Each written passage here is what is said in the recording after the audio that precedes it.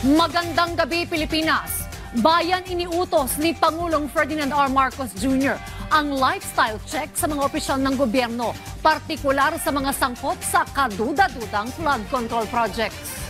Pinatitiyak din ng Presidente sa mga ahensya ng gobyerno na dapat gawing transparent at walang pinapanigan ang investigasyon.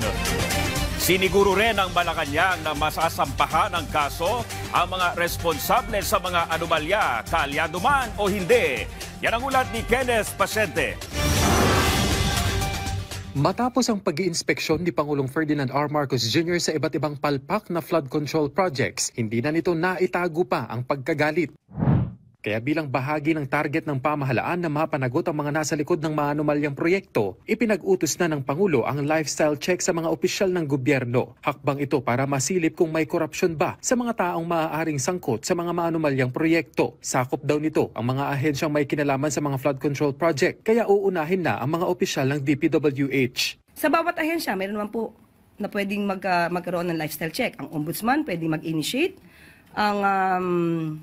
ang BIR pwede mag-inspect, magkaroon ng lifestyle check. Sa bawat ahensya na may sakop sa kanya, DPWH, pwede rin po.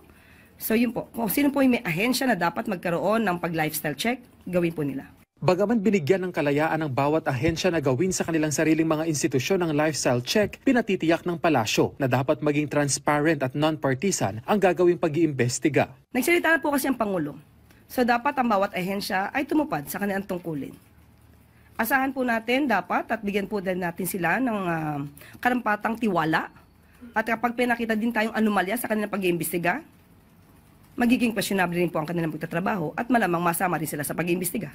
Kinumpirma rin ng palasyo na natanggap na ng Pangulo ang mga dokumento mula kay Baguio City Mayor Benjamin Magalong patungkol sa mga di umano'y palpak ng mga flood control project. Bagaman hindi na idinetalye pa ng palasyo kung ano-ano ang nilalaman ng dokumento, bukas naman daw ang Pangulo na makausap si Mayor Magalong. Kahit naman po sino ay open ang Pangulo kung ito naman po ay patungkol sa mga anomalyang flood control project. So, kahit sino po, lalong-lalo na po si Mayor Magalong, welcome po ang Mayor para makausap po ang Pangulo patungkol po dyan. Muli namang tiniyak ng Malacanang na magpapatuloy ang masusing investigasyon sa mga proyekto at siniguro na masasampahan ng kaso ang sinumang individual, kaalyado man o hindi ng gobyerno. Pero kailangan din daw dito ang tulong ng ibang ahensya. Sa ginagawa pong pag-iimbestiga ng Pangulo dito, ito naman po ay hudyat na rin po para sa mga ibang government agencies like COA, BIR, LGUs, Bureau of Customs, na magkaroon po ng pag-iimbestiga rito. Maraming po tayo nakikita na maraming nagkakaroon ng luxury cars. Malamang ay dapat makita rin po ito ng BOC kung ito po ba ay bayad sa mga taxes na required. At sa mga LGUs po, kung makikita po natin na itong mga contractors na to, mga kontratista na to ay napakalaki ng mga proyekto at malaki ang kanilang kinikita. Tingnan po nila kung ito po ay naaayon din sa mga mayor's permit or business permit na kanilang binabayaran sa LGUs. Pati po sa BIR.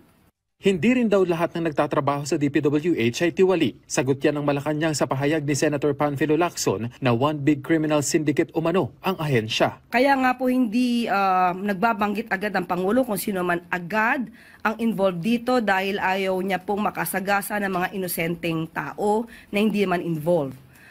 Kung yan po ang pananaw ni Senator Lacson, tandaan po natin hindi naman po lahat ng tao sa DPWH ay maaaring involved. At katulad ng ginagawa po ng Pangulong Marcos Jr., pinapaimbestigahan niya po lahat para po malinis at maiayos kung ano po ang naging pagkakamali sa mga maanumalyang flood control projects.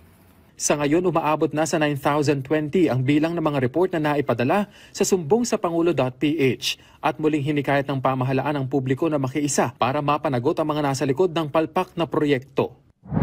Sa harap ng mga development sa investigasyon sa mga maanumalyang flood control projects, sinabi ng palasyo na nananatili ang tiwala ni Pangulong Marcos Jr. kay DPWH Secretary Manuel Bonoan at sa ngayon, hindi pa raw napag-uusapan ang pagpapalit ng liderato sa DPWH.